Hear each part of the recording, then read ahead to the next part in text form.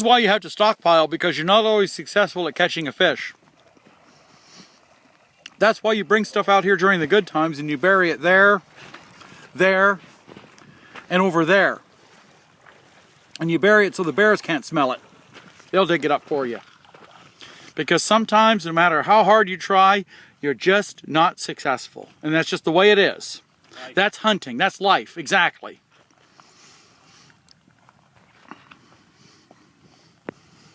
Pretty wet out there. It is? How cold is it? Pretty chilly? Pretty cold.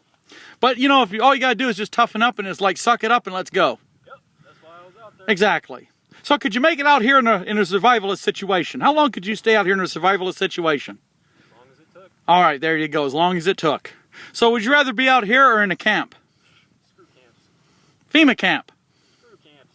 All right, no camps. I'd rather be hooking it in the woods. There you go, exactly. All right. Only thing is we might have to recruit a couple women to come out here with us. Get kind of boring out here. So Josh, you got a youngin' on the way and a wife, right? Pretty much. So when are you going to be moving out here with them? Before it all goes down. Yeah, exactly. Are you going to be burying stuff in the woods for days when it's slack fishing? Oh yes. Probably out here, eh? Oh yeah. Hey, have you ever heard that there's people living in Prince William Sound on these islands here? Yep. Exactly. Night Island, all of it. Montague Island? Yep. Not very many people. It's a huge area. But there are people living out here. This and southeast Alaska are the most livable areas in all of Alaska. You get in the interior and further up north, it's just too cold. Down here, it just rains and snows all winter. And this bay never really freezes very much. Nope. Remains open. So it means there's always crab, there's always fish. Mm-hmm. But you get into the interior and yo, it's cold up there. Yeah, it is. Exactly. But down here, you know, it's 28 degrees, just snowing like a big dog. 34 degrees, raining like a big dog. Just pouring down. So all you got to do is stay dry. And you don't have to thaw anything out. Now Paul has retreated up to the beach and he's relaxing, thinking about the hike back. So I guess good thing we turned the slow cooker on with the corned beef.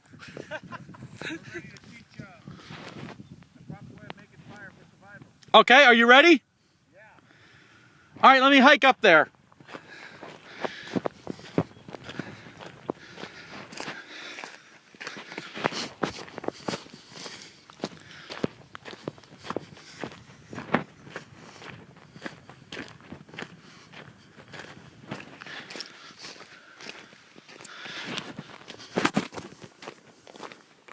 Okay, you ready to flare it up? Are you on? Yes? Yeah, you see, even though you're surrounded by woods, but there's no need to really go out there and chop all that wood if you don't have to. Well, plus that wood's kind of wet up there. Don't Yes. forget that part. Just along the beach is able to gather all this firewood, fire making ability, and so, you know, making fire, people think it's tough, and it is. It can be tough if you don't have the right tools. But today, I was going to teach you the method of rubbing sticks together, but that's too easy, you know. I'm going to go the hard way. And as you can see, just from garbage, We've always got garbage. we can find garbage in technology, and so Just bring a bunch of Bic lighters. you bring a bunch of big lighters, and you can start lighting your fire. You see that? You see that? Look at that. You see? See? Look at that. Now you can survive out here for an endless amount of time. Exactly. And look at all the wood we have all over the place. You get up in the forest there's a bunch of broke down trees that are dead. But a lot of that trees up there are pretty wet. Muskeg all over the place in the flat areas. Anyway, we're going here. We got fire. Got a bucket to sit on we found on the beach. It's one of the few things man-made that we see around here. Actually, one of the only things man-made. Johnny got finished smoking a cigarette, so he took the empty pack, busted out the Bic lighter, and here we go. We're rolling. Let me get the bucket here near so I can get near. Oh, this is living right now. Oh, yes. It's not that cold out here. But you still need fire. But you still need fire to cook that fish that Josh may have caught for us. Because it can change. Exactly. Well, it can just start raining in a moment's notice here. Wind can start blowing, it can start raining. Right now it's cloudy. But that rain could start coming and it could rain for days and days. That's why you got to stockpile wood. So what you do is you stay in the cabin over there till you can't stay in the cabin anymore. Then you bust out your tent, your wall tent.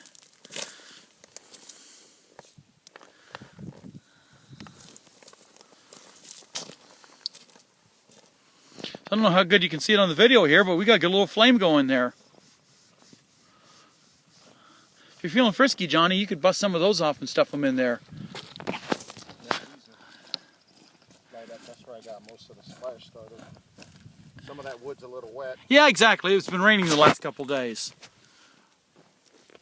You get some of these bearded, yep, right there, that's perfect stuff. Yeah.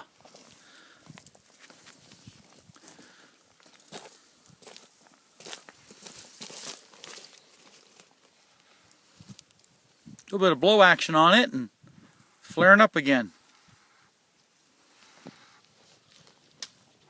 Where's the light? Where's the lighter at, Paul? Might need to put some more technology to it. Oh no, you can't blow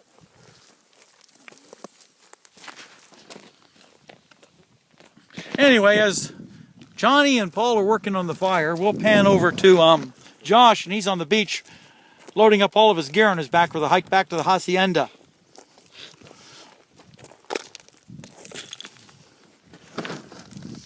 Now this is the real way of building a fire. You just get some grass, dry grass, and you put the Bic lighter to it. And look at that. Now it's blazing like a big dog. And see, notice how we're stayed away from the forest up there because we don't want to set that on fire. But then it's so wet up there, you're not going to burn very much. There's not much evidence of burning in Prince William Sound. I don't remember many forest fires, hearing about forest fires in Prince William Sound anyway, because it rains all the time and it's always wet.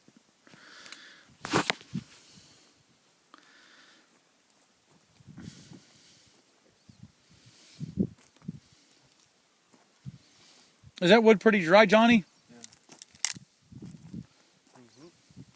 Are those my socks? Those look like my socks. No. It's mine, man. I'm just checking. Here. Same as this one. Alright, I'm just checking. We have a lot of white I'm going to bring some more grass over. And use some more technology. And just keep heating that wood up until it just burns like crazy. Then we got a rip-roaring fire here.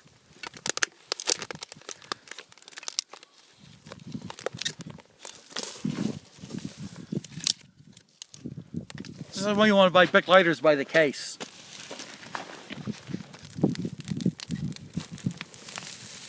Here, throw those pieces in there. Those will burn good.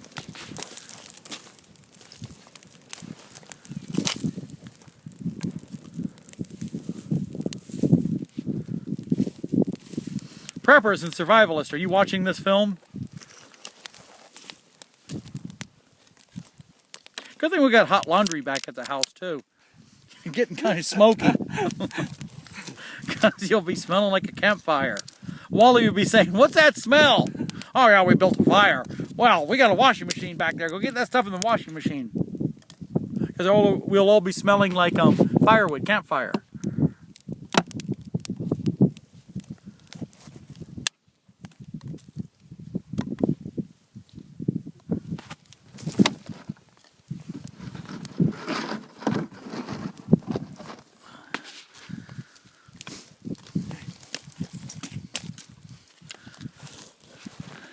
Good thing we're not trying to hide from anybody like the drones. They'd be picking this campfire up in a heartbeat.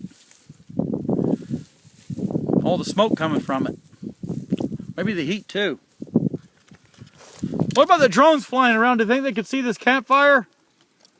I think the heat sensing capabilities of it was already picked this up. Okay. I hear a jet going overhead. Yep, that wasn't scheduled to be on that route, but since we did this, it's already en route. Yeah, exactly. Just to check it out. Exactly. You got some more grass up in there. got to keep on using technology to light it to get the bigger stuff going. See, we're real Alaskans. We've got diesel fuel and diesel heaters.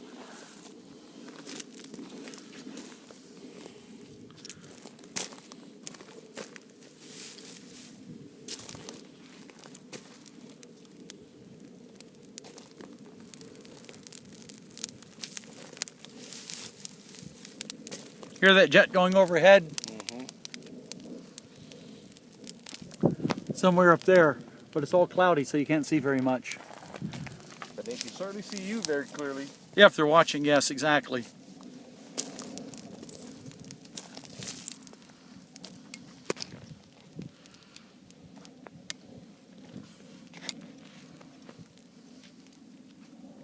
All right, preppers and survivalists, look around you. This is paradise right here. And you know another good thing about being out here is there's no snakes. You don't have to worry about just laying down in the forest and going to sleep. The only thing that's going to come and check you out is a squirrel. There's no big moose to walk on you. And then black bear will come up and sniff you.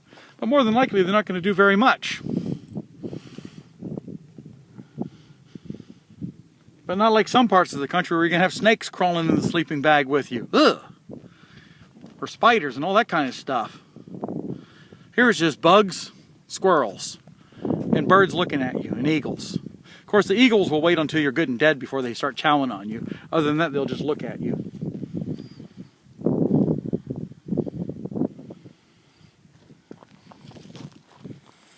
Okay, the fire's starting to burn.